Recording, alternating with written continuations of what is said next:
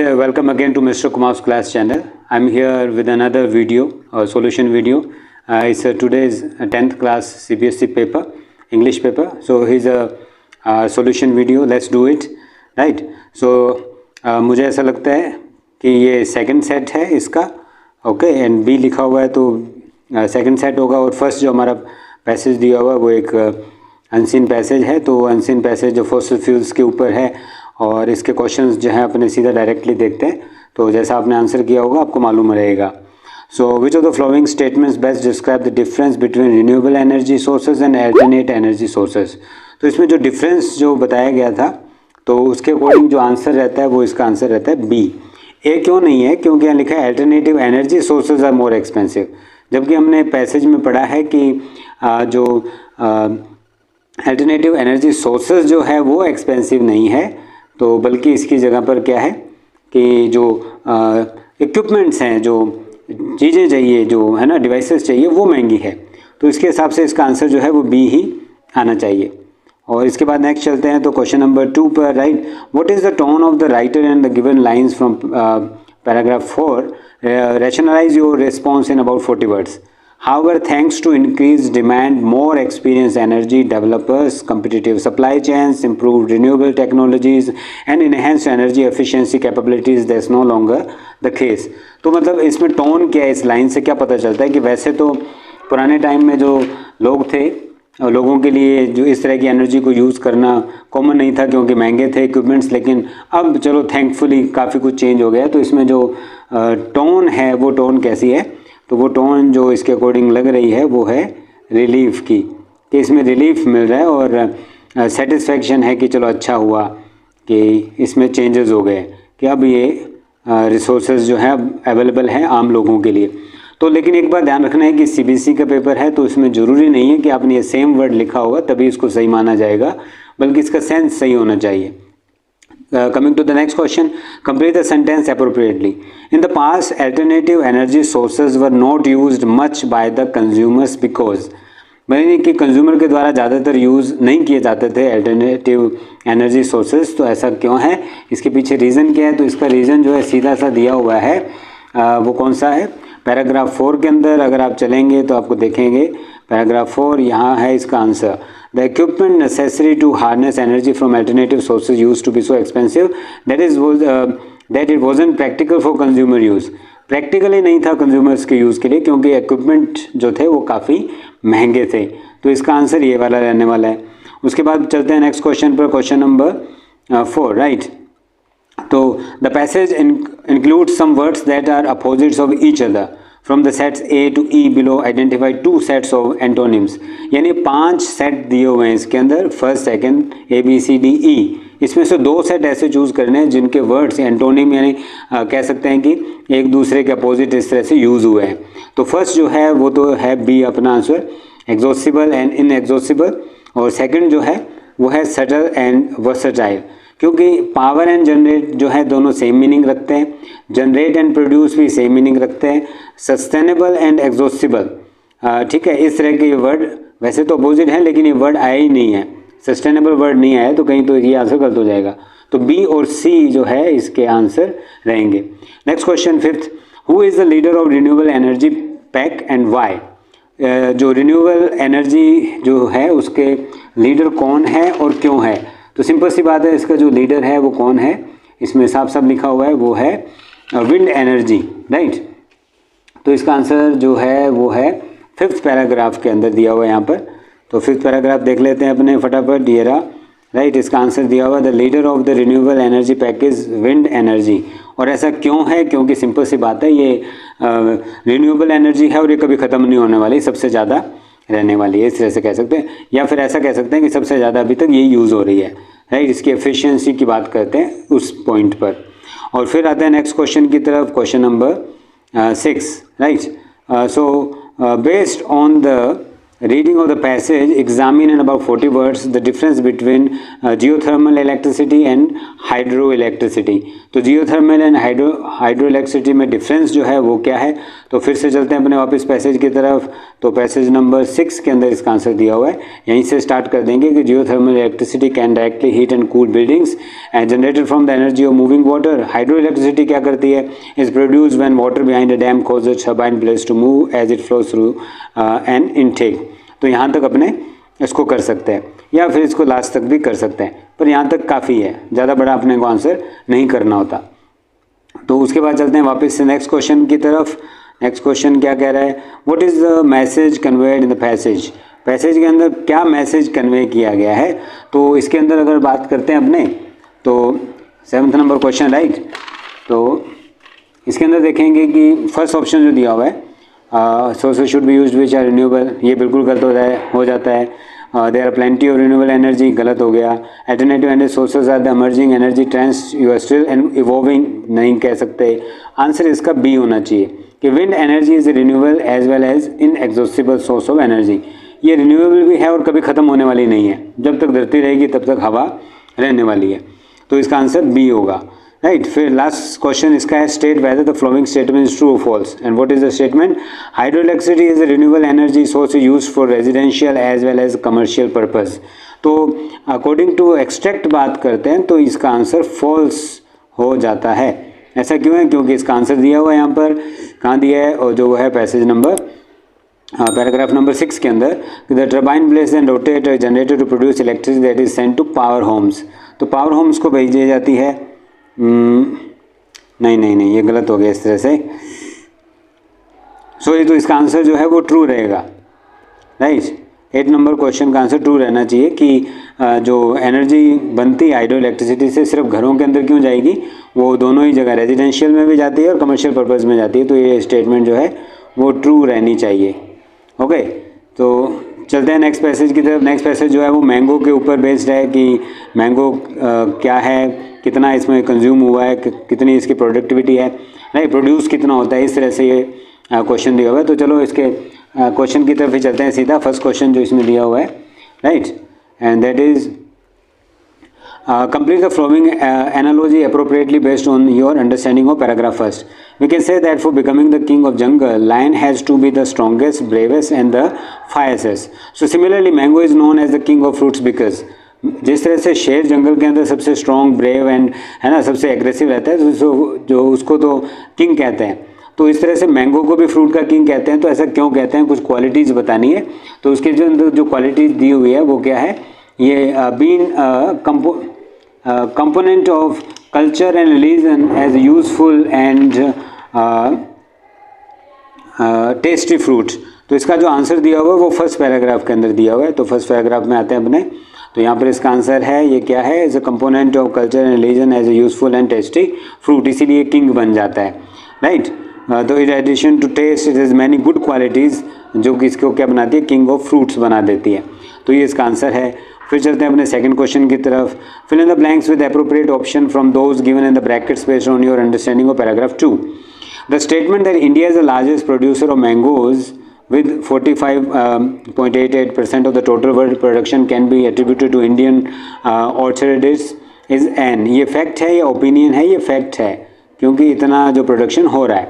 Because it is an subjective judgement है या objective detail है. इसमें सिर्फ ये सब्जेक्ट है तो हमने जजमेंट किया उसके अंदर, या इसमें डिटेल्स दी हुई है, तो इसके अंदर हो जाएगा ऑब्जेक्टिव डिटेल्स. तो इसका आंसर ये रहने वाला है. थर्ड क्वेश्चन क्या है, justify the flowing in about 40 words. India being the major share holder in terms of mango production exports only 0.52% of total production. कि वैसे तो इसका प्रोडक्शन काफ़ी है, लेकिन ये जो है बहुत ही कम जो है इसके अंदर एक्सपोर्ट करता है. तो इसके पीछे रीज़न क्या है, तो आपको रीज़न जो बताना पड़ेगा. तो इसका आंसर रहता है सेकेंड पैराग्राफ के अंदर अपने देख लेते हैं राइट. तो ये सेकंड पैराग्राफ है, इसके अंदर आंसर दिया हुआ है इसके अंदर राइट, कि हमारा जो एक्सपोर्ट है ओनली 0.52% है production, indicating the huge gap in exporting of mangoes. और दूसरे जो कंट्रीज़ हैं वो इसमें ज़्यादा इसमें कंट्रीब्यूशन करते हैं राइट. तो इसके पीछे रीज़न जो बन जाता है,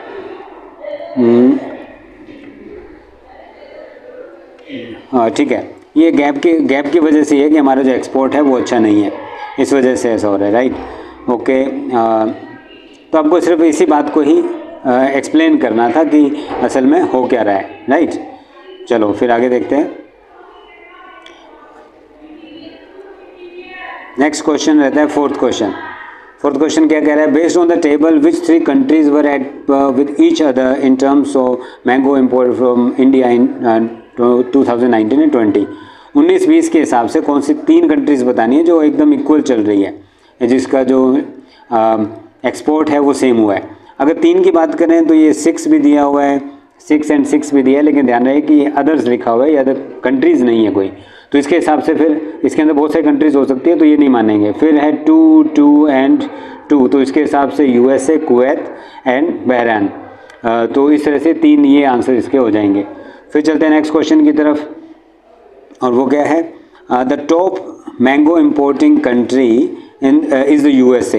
However, India exports only 2% of its total exports to the USA. State any one inference that can be drawn from this. इससे क्या बात पता चल रही है कि सिर्फ हम 2% ही जो है इसके अंदर कर रहे हैं, तो इसका रीज़न क्या है?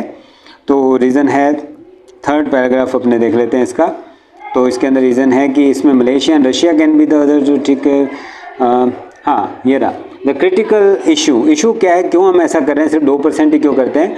तो critical issue for exporting to the USA is the transportation cost due to sea route distance and limited shelf life of mango.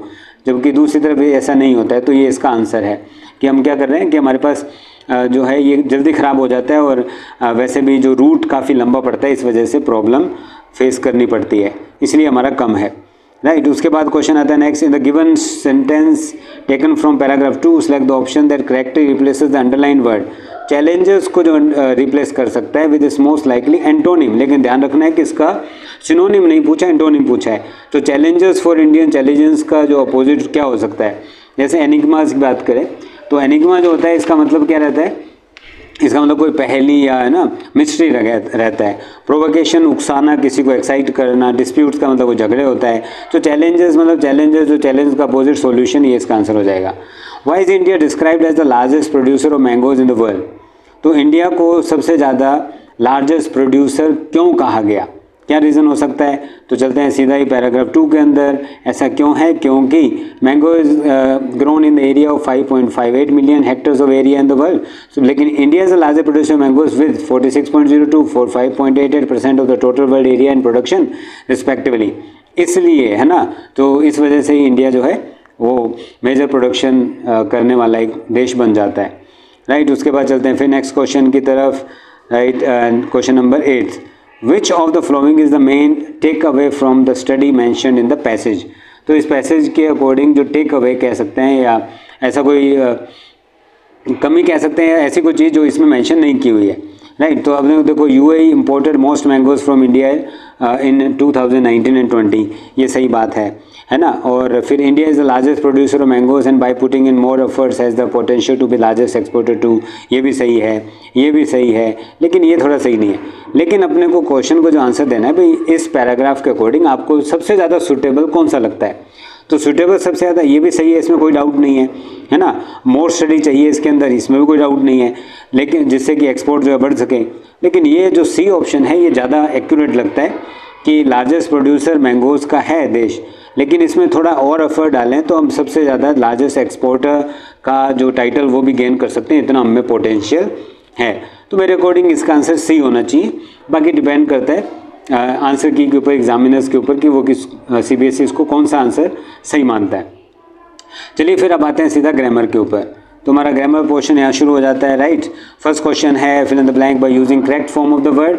Since you have been found guilty of poor results for 6 months at a stretch, we are issuing this warning letter to warn you. तो guilty of किस चीज़ का guilty माना गया आपको, कि आप कर रहे थे, लगातार करना, तो इसके में अंदर सीधा सा आंसर जो है वो हो जाएगा डिलीवरिंग, ठीक है। यानी कि रॉन्ग रिजल्ट या रॉन्ग पुअर मटेरियल या रॉन्ग इन्फॉर्मेशन देने की वजह से ऐसा हुआ है कि रिजल्ट ख़राब हुआ है, तो डिलीवरिंग इसका आंसर होगा। फिर नेक्स्ट है, read the given sentence from the research study, identify the error and supply the correction. तो आपको 2 चीज़ें बतानी है, एक तरफ एरर है, दूसरी तरफ है करेक्शन। तो इस सेंटेंस में कहाँ गड़बड़ है? Today researchers are trying to establish whether yoga must help relieve people from depression and arthritis. तो यहाँ मस्ट की जगह गड़बड़ है, तो आपको एरर में लिखना है मस्ट और जो करेक्शन में लिखना है कैन। तो इसका आंसर होगा yoga can help relieve people, कि ये लोगों को हेल्प कर सकता है। चलो फिर नेक्स्ट क्वेश्चन की तरफ चलते हैं अपने third question. Swati and Akshat had a conversation about the opening of Swati's art exhibition. तो आपको रिपोर्ट करना है, अक्षत का क्वेश्चन करना है, did the organisation offer you any discount. तो इसके अंदर जो आंसर बनता है वो क्या है, Akshat asked Swati, right, Akshat asked Swati if the organisers had offered her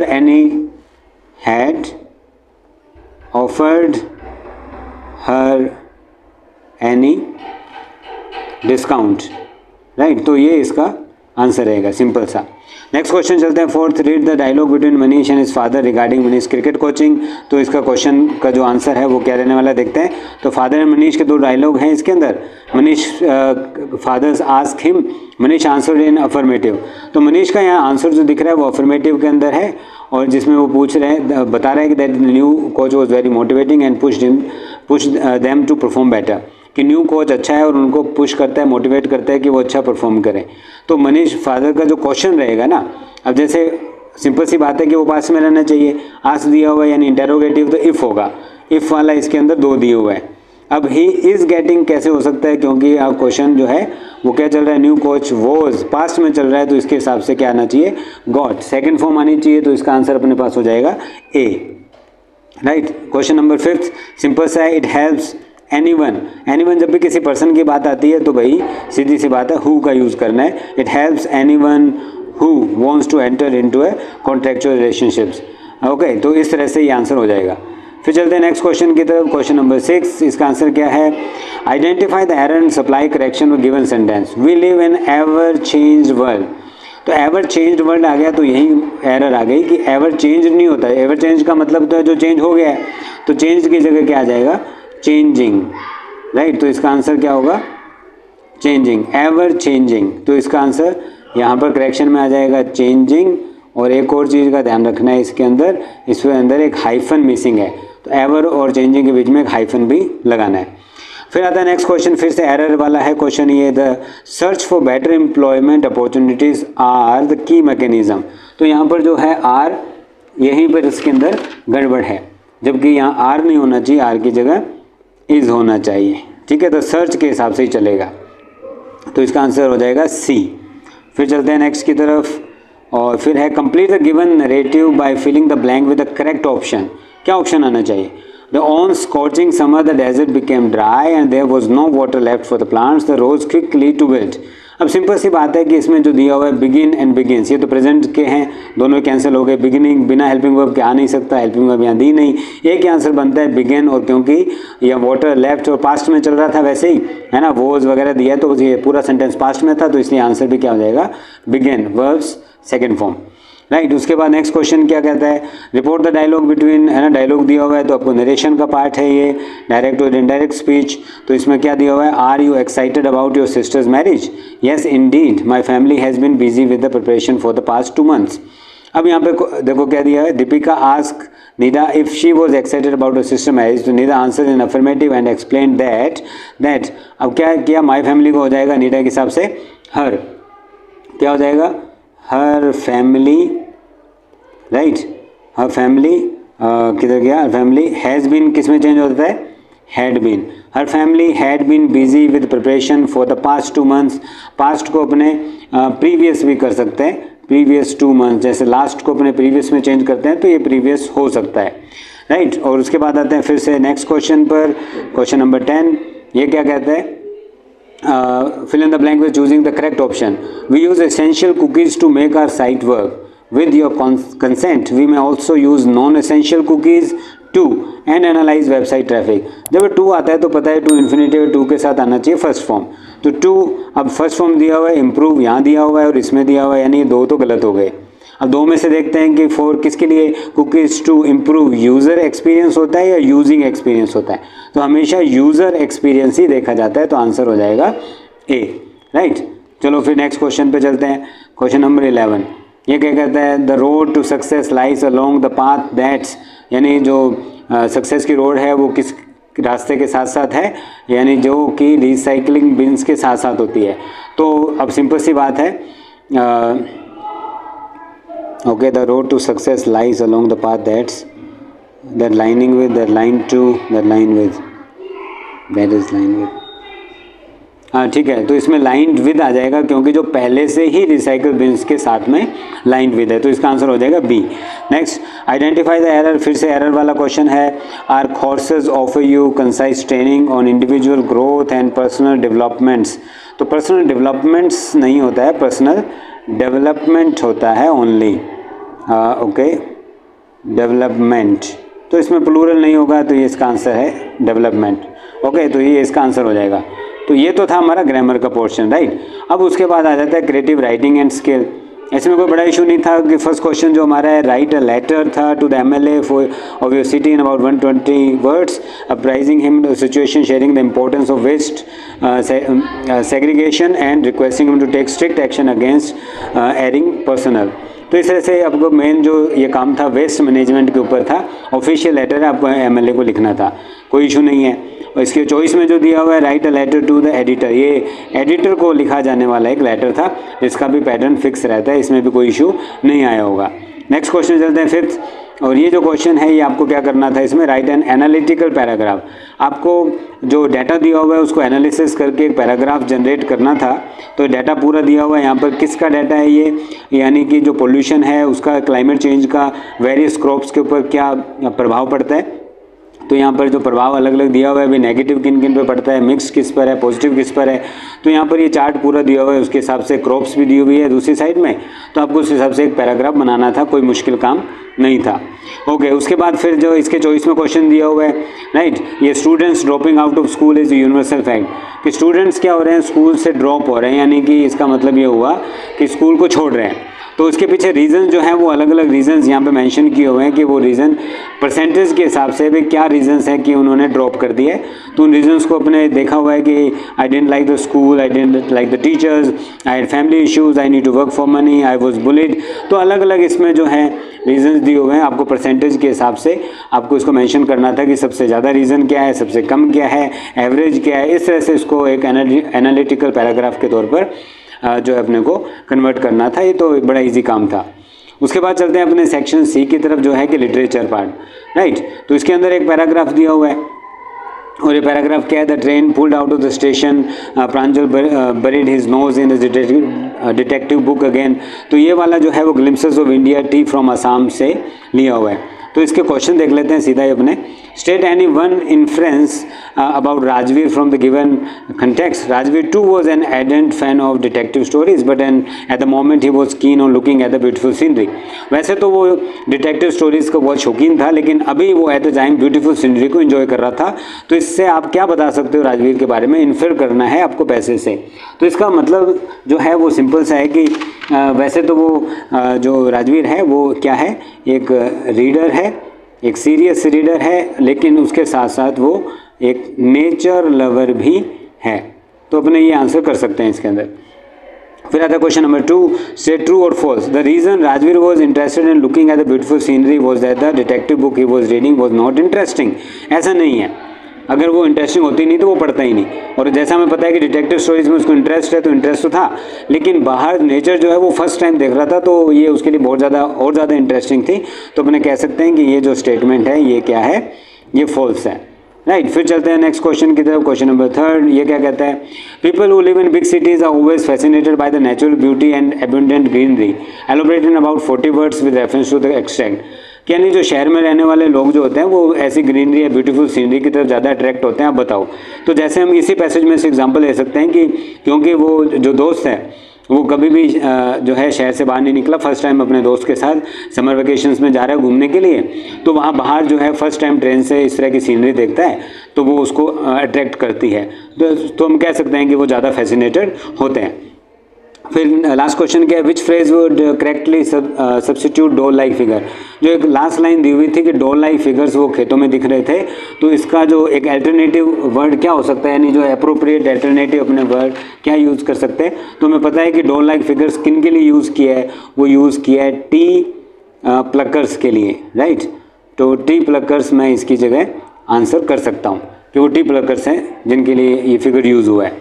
चलो इसके चॉइस में जो दिया हुआ था पैराग्राफ वो द थीफ्स स्टोरी में से है, हम जानते हैं इसके बारे में भी क्वेश्चन देख लेते हैं फटाफट, right. Which of the flowing is not a reason why Hari Singh thinks he would not be able to write whole sentences. कौन सा रीज़न नहीं है कि वो अब होल सेंटेंसेज नहीं लिख सकता। तो देखते हैं एक एक करके। Anil would not be there to teach him, सही है। He had robbed Anil and theft, सही है। He would not go back to Anil to learn, सही बात है। He had no money to take admission in school, ये बिल्कुल गलत है, इसका कोई लेना देना नहीं है। तो आंसर हो जाना चाहिए इसका डी। फिर नेक्स्ट है, why is it fair to say that Hari Singh tone when he says I couldn't cook his meals, run to the bazaar और learn to write whole sentences anymore is filled with remorse and regret. Remorse and regret से भरे हुए क्यों है? क्योंकि हम जानते हैं कि उसने चोरी की है, चोरी करने के बाद वहाँ से भाग गया, लेकिन अब क्योंकि चोरी की है तो वापस से वो नहीं जा सकता, और नहीं जा सकता तो जो अनिल है उसको इतना कुछ सिखाता था वो अब नहीं सीख पाएगा, तो इसलिए वो रिमोर्स एंड रिग्रेट की फीलिंग उसको वहाँ पर आ रही है, पछतावा हो रहा है कहने का मतलब। Third question, what do you infer about Hari Singh from this statement? Whole sentences I knew could one day bring me more than a few hundred rupees. इससे क्या मतलब है? अभी उसने कुछ 100 रुपीज़ ही तो चुराए हैं, लेकिन अगर वो होल सेंटेंसेस सीख लेता है, यानी कि पढ़ना लिखना सीख लेता है, तो इससे कि उसको बेटर अपॉर्चुनिटीज़ मिल सकती हैं और ज़्यादा पैसे वो फ्यूचर के अंदर कमा सकता है। लेकिन ऐसा नहीं हुआ, उसने चोरी कर ली, राइट। फिर क्या है, स्टेट ट्रू और false with reference to the given extract. The reason Hari Singh was filled with the feeling of guilt was because Anil trusted him. Anil उसको ट्रस्ट करता था, इसने ट्रस्ट तोड़ा, इसी वजह से ही क्या मतलब उसको जो है गिल्ट हो रही थी।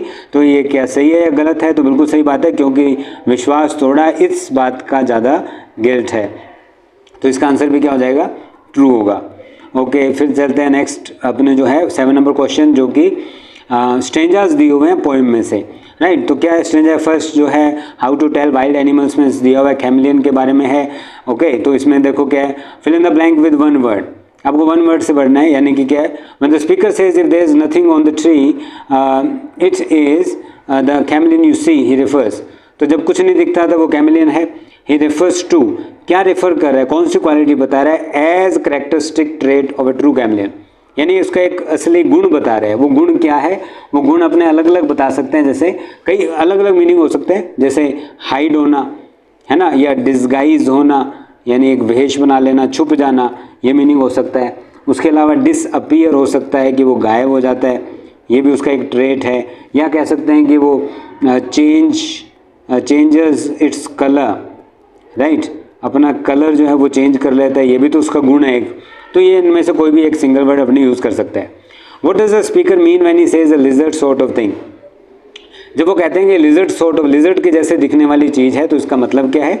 तो उसका मतलब जो है वो कैमलियन से है, right.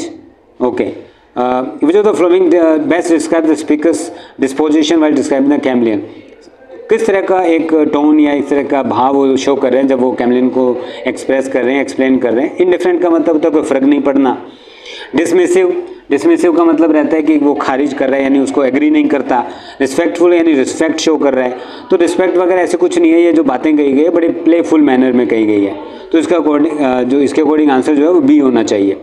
Comment on the poets use of language in these lines. Use of language क्या है? पूरी पोइम जो है वो जो उसके यूज ऑफ लैंग्वेज है वो हम जानते हैं कि वो ह्यूमरस वे के अंदर है। क्या है वो?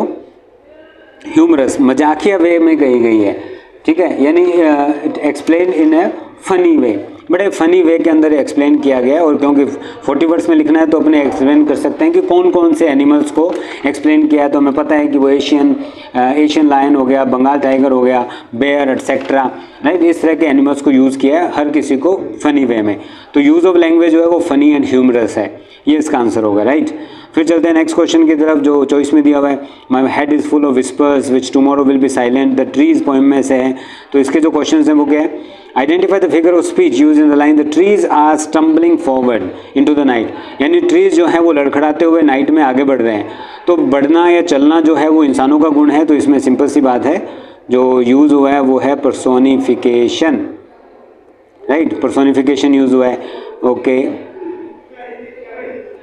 उसके बाद सेकंड क्वेश्चन है, explain the significance of the line, the moon is broken like a mirror, its pieces flash now in the crown of the tallest oak, answer in about 40 words. इस लाइन को बोलने के पीछे क्या मतलब है, इसका मतलब है कि जो only fragmented parts of the moon are visible through the branches and leaves of oak tree, oak tree के ब्रांचेस के बीच में से वो जो है जो अपने को मून दिख रहा था थोड़ा बहुत, तो इसलिए वो ऐसा लग रहा था कि जैसे ब्रोकन हो, इस तरह से वो बताया हुआ था, तो इसलिए इसका आंसर वही बनता है। फिर थर्ड क्वेश्चन इसके अंदर नेक्स्ट जो है, complete the sentence with appropriate option in the third line, the word listen is use to, listen word use किया हुआ है, ये किस बात को एम्फेसाइज करता है, right, serve no purpose, wrong, emphasize listening carefully to the sound of glass breaking, no. अब देखो ये दो क्वेश्चन में से दोनों ही आंसर मुझे तो सही लग रहे हैं, लेकिन दोनों में से कोई भी हो सकता है। मेन पर्पस तो यही है कि जो रीडर है वो अटेंटिव हो जाए, लेकिन अकॉर्डिंग टू द पोएम अगर देखा जाए तो emphasize listening carefully as a change is about to take place, ये सी आंसर इसका होना चाहिए अकॉर्डिंग टू मी। फिर नेक्स्ट क्वेश्चन है, what does the line my head is full of whispers which tomorrow will be silent tell us about the poet state of mind. तो poet की इसमें state of mind क्या है, वो कैसा किस विचारों के अंदर है, तो इसका आंसर हो सकता है कि there are the whispers of the silent struggle that is going on in her house, उनके घर के अंदर जो साइलेंट स्ट्रगल्स चल रहे थे ये उसको एक्सप्रेस करते हुए बताते हैं कि जो पेड़ हैं वो they are willing to go outside, right, वो चाहे मिरर्स को ब्रेक करके ग्लास को ब्रेक करके बाहर जाना चाह रहे हैं, तो इस तरह से ये इसका आंसर हो सकता है। उसके बाद जो आते हैं क्वेश्चन जो है ये लिटरेचर पार्ट में से डायरेक्ट क्वेश्चन दिए हुए हैं, है ना। जैसे फर्स्ट क्वेश्चन है कि what idea does the postmaster come up with, what did he do to stick to his resolution. तो पोस्ट मास्टर कौन से आइडिया के साथ आते हैं, वो आइडिया के साथ आते हैं कि हम हेल्प करना चाहेंगे लंचों की, और उसके बाद क्या करते हैं वो रेजोल्यूशन को पूरा करने के लिए अपने सभी फ्रेंड्स की हेल्प लेते हैं, सबको मालूम है। फिर briefly bring out the contrast between the young seagull's initial attempt जब वो बार बार उड़ने की कोशिश कर रहा था लेकिन नहीं उड़ पाया, और फर्स्ट सक्सेसफुल फ्लाइट कैसे हुई जब उसको लालच दिया गया उसकी मदर के द्वारा, राइट, फूड का, तो वो गिर रहा था तो उसने अपने पंख फैला दिए और सक्सेसफुल वो हो गया अपने एम के अंदर।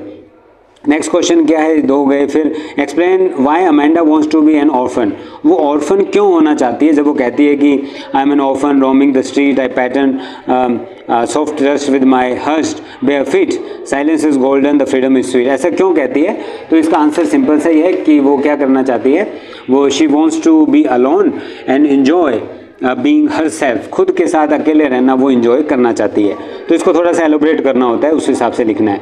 नेक्स्ट है the baker and his family never starved, elaborate, क्यों बेकर और उसकी फैमिली कभी भी भूख नहीं मरी, क्योंकि हम जानते हैं कि गोवा के अंदर ये ब्रेड वगैरह जो थे ब्रेकफास्ट का एक इनिशियल तो नहीं कहेंगे, वो इम्पोर्टेंट पार्ट हुआ करते थे, तो ये बहुत चलते थे, लोगों को पसंद थे, तो ये काम जो भी करता था वो हमेशा ही जो है पैसों के अंदर खेलता था, तो कोई कमी नहीं थी।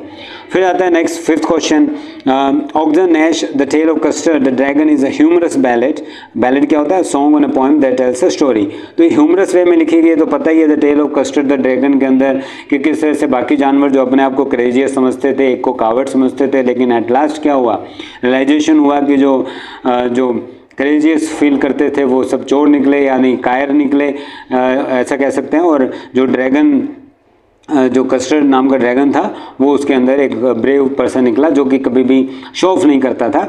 तो इस तरह से एक ह्यूमरस वे में लिखी गई है जिसके अंदर हमें काफ़ी इंजॉय करने को मिलता है, राइट। उसके बाद चलते हैं नेक्स्ट क्वेश्चन की तरफ। आंसर इन 2 करना था लेकिन क्वेश्चन देख लेते हैं। What does mister Harriet mean by happy period, ये हैप्पी पीरियड से उनका मतलब क्या था उनके लिए और उनके दोस्त पार्टनर्स के लिए।